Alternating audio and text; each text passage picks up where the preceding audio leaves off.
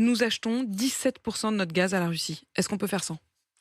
Aujourd'hui, on pourrait faire sans à, je dirais, conditions de température et de pression égales. C'est-à-dire, en remplissant nos stockages, et vous avez vu qu'avec Elisabeth Borne, nous avons annoncé un objectif de remplissage de nos stockages stratégiques qui est supérieur à celui qui est actuellement prévu par la réglementation. C'est-à-dire, nous passons de 85% à 100% de remplissage de nos stockages stratégiques et nous garantissons les acheteurs de gaz sur le prix auquel ils vont acheter le gaz naturel. Là, vous Deuxième parlez des chose, particuliers. Vous garantissez aux non, particuliers? sur Non. les acheteurs. Pour Ok. remplir les stockages de gaz stratégiques, vous avez Engie, Total, qui achètent du gaz naturel à un prix très élevé. On leur dit continuez à acheter à ce prix très élevé parce que nous vous garantissons le prix lorsque vous le remettrez sur le marché. Si par hasard ce prix est inférieur, nous couvrirons la différence. C'est une sorte de garantie que l'État Exactement. donne aux acheteurs de gaz. Ok. Ça, c'est le premier point. Deuxième point, le gaz naturel liquéfié. Aujourd'hui, tel que nous récupérons du gaz naturel liquéfié, nous sommes en train de nous désensibiliser, on va dire, du gaz russe et nous allons installer, ça c'est pas pour tout de suite, c'est pour 2023, fin d'année 2023, un terminal méthanier flottant pour avoir une capacité additionnelle de traitement du gaz naturel liquéfié. Nous avons déjà 2 terminaux qui fonctionnent très fortement. Je voudrais quand même comprendre une chose, Agnès Pannier-Runacher. Quand vous dites on va remplir nos cuves, en gros, c'est une sorte de réserve stratégique pour que, en cas de coup dur, on puisse puiser au moins un temps dans cette réserve. Vous dites aujourd'hui, elle est à hauteur de 85% remplie, cette réserve. Non, elle se remplit au fil de l'eau. Elle est consommée l'hiver et elle se remplit l'été. On la re-remplit pour la garder. Et on la remplit aujourd'hui plus rapidement qu'on ne le faisait les années antérieures. Mais à qui on l'achète là en ce moment?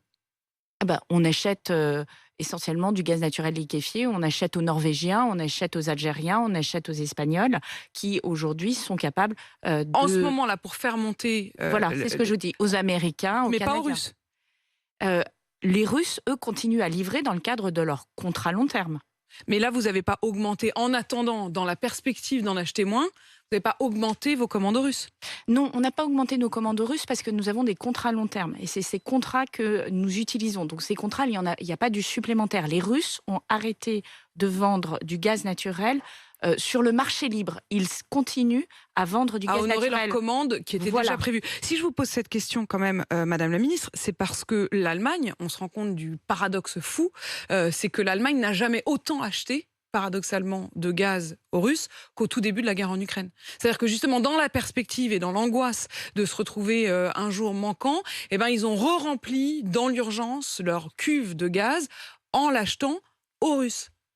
Et parce que c'est un des fournisseurs, effectivement, dans le cadre de leur contrat long terme. Vous m'assurez ce matin, Madame la Ministre, que nous n'avons pas fait la même chose. Nous appliquons nos contrats long terme. Nous n'avons pas dit nous allons cesser d'acheter du gaz russe, tout en réalité, sur le moment, acheter plus de gaz russe. Non. Non, ce qui se passe... Je voudrais comprendre, parce que quand on découvre ça de l'Allemagne, ça paraît fou. Pas nécessairement, parce que justement, l'enjeu, c'est de pouvoir se désensibiliser le plus rapidement possible du gaz russe. Du coup, sur le moment, on donne beaucoup plus d'argent aux Russes, tout en disant on leur en donnera plus demain. Surtout, ce qui est en train de se passer, c'est qu'avec le prix plus élevé du gaz, les Russes, aujourd'hui, gagnent plus d'argent.